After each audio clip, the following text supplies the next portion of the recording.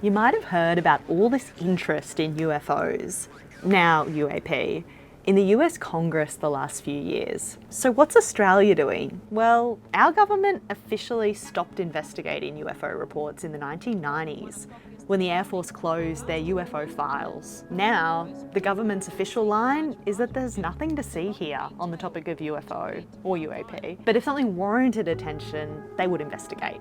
Senator, what I would say is I'm not aware of that.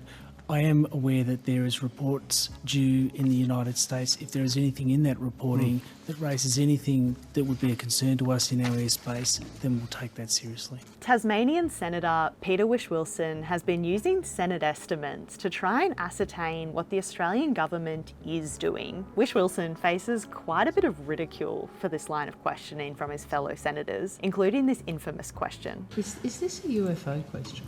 You could call them a UFO if you like, Senator Really? Wong. They're now technically So just so classified I'm as clear. unidentified aerial phenomena. What do you think? Do you think it's funny? It's been through these Senate estimates channels that a peculiar about-face occurred this year. The Department of Defense initially denied attending a UAP briefing at the Pentagon in America. Then, months later, it came out Australia did go, but Defence hasn't elaborated on why they initially denied going, which has stirred whispers of a covert investigation among hopeful ufologists in Australia.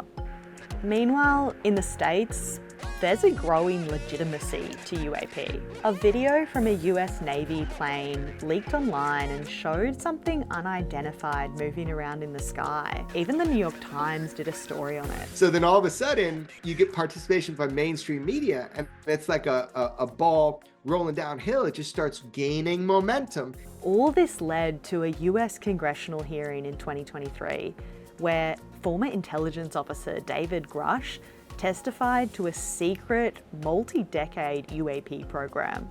He reckons the US government has been reverse engineering spacecraft and has even recovered non-human biologics from crash sites. I like to use the term non-human. I don't like to denote origin. Keeps the aperture open. People were sitting there like you could hear a pin drop. The Pentagon denies a cover-up. UFO researchers in Australia, as well as citizens who've made UFO reports, and those who've kind of kept them a secret due to a fear of ridicule, have welcomed what's happening in the States for opening up the conversation.